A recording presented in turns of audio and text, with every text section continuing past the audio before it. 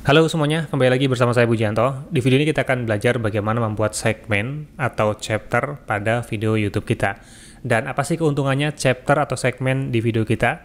Apakah bisa membuat penonton semakin betah atau justru akan merusak retensi, durasi tontonnya menjadi lebih sedikit karena penonton bisa skip-skip ke bagian tertentu. Kemudian bagaimana triknya biar kita bisa membuat chapter yang justru akan menarik penonton untuk penasaran mengetahui apa sih isi video di bagian tertentu. Oke, yang pertama, teman-teman pasti sudah tahu ya kalau chapter itu seperti ini.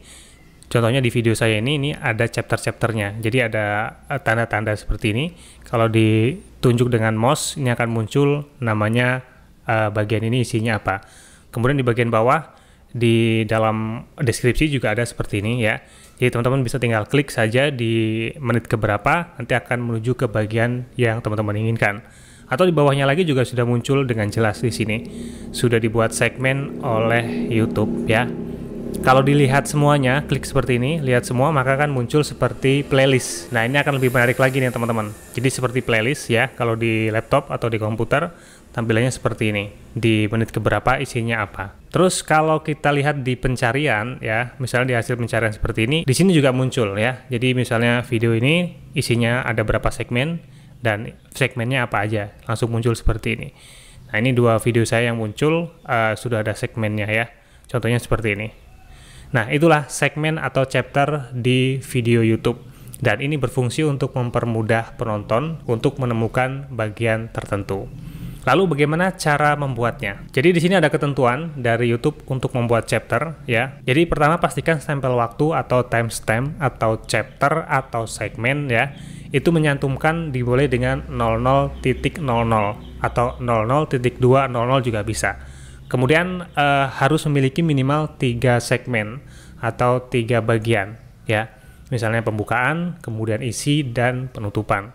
Terus yang berikutnya, ketentuannya adalah durasi minimal setiap segmen itu 10 detik. Jadi bisa kita buat dari 00.200, kemudian 00.210 bagian apa lagi, dan seterusnya ya, minimal 10 detik. Oke, jadi cara membuatnya seperti ini ya. Ini sudah saya buat di segmen-segmen di video ini ya. Kita tinggal mengetikkan saja di deskripsi seperti ini.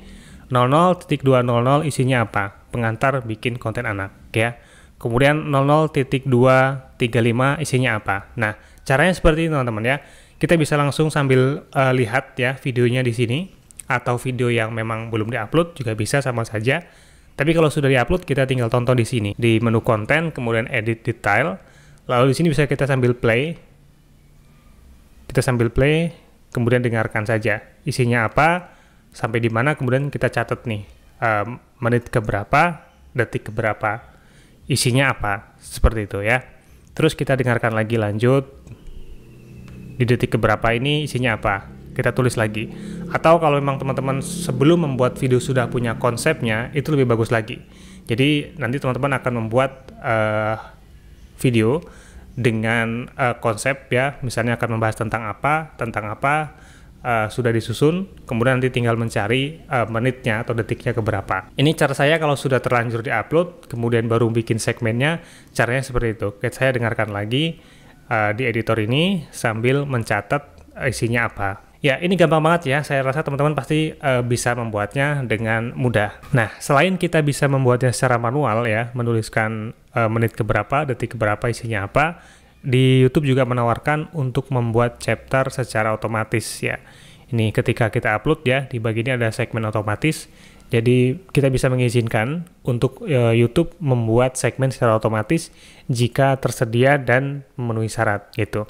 Ya, tapi tidak semua video nanti akan muncul segmen otomatis. Nah, kemudian, kalaupun YouTube sudah membuat segmen secara otomatis, terus kita membuatnya secara manual, tentu yang akan dipakai yang segmen secara manual, gitu ya.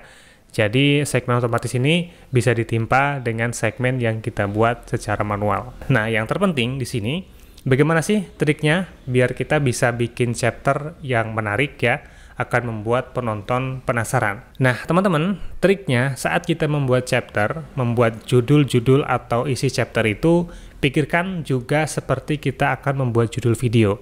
Jadi bisa membuat orang penasaran apa sih isinya, gitu ya. Bukan justru kita menjelaskan secara detail isinya apa. Nah, kalau sudah dijelaskan secara detail isinya apa, tentu orang nggak perlu nonton lagi videonya ya. Tinggal baca chapternya atau daftar isinya sudah cukup gitu. Nah, tapi sebaliknya kita bisa membuat judul yang menarik, yang bisa membuat penasaran dan penonton akan langsung menuju ke bagian yang mereka inginkan. Nah, contohnya seperti ini. Misalnya di menit ke 00:44 detik ya, saya menulisnya di mana mencari gambar tanpa copyright. Nah, ini kan orang akan penasaran ya. Jadi di mana sih cara mencarinya gitu. Bukan hanya sekedar saya tulis proses mencari gambar gitu kan, itu kurang menarik ya menurut saya. Dan perlu diketahui teman-teman, jadi tidak semua video cocok untuk diberi chapter atau segmen ini. Mungkin untuk video-video seperti vlog ya, apalagi lagu ya, tentu nggak ada chapternya atau nggak ada segmen-segmennya. Jadi teman-teman bisa menentukan ya, apakah video teman-teman itu cocok untuk diberikan chapter atau enggak ya. Misalnya untuk video tutorial itu cocok banget diberikan chapter, karena biasanya tutorial itu membahas di bagian-bagian ada yang memang teman-teman sudah tahu, ada yang belum tahu gitu ya. Jadi bisa langsung menuju ke bagian yang diinginkan ya. Atau justru penonton akan mengulang-ulang di bagian tertentu yang mereka ingin pahami. Jadi dengan chapter ini ya, sebenarnya konten tutorial itu akan lebih mudah dieksplor di bagian-bagian tertentu yang memang diinginkan. Oke, saya rasa sudah cukup jelas ya bagaimana cara membuatnya, kemudian bagaimana cara membuat judul atau nama chapternya lebih menarik ya, dan tentu saja nggak semua video cocok untuk dibuat chapter. Mudah-mudahan bisa dipahami dan teman-teman bisa menentukan ya video teman-teman apakah cocok diberikan chapter atau enggak. Terima kasih sudah menonton dan semoga bermanfaat. Sampai jumpa di video saya selanjutnya.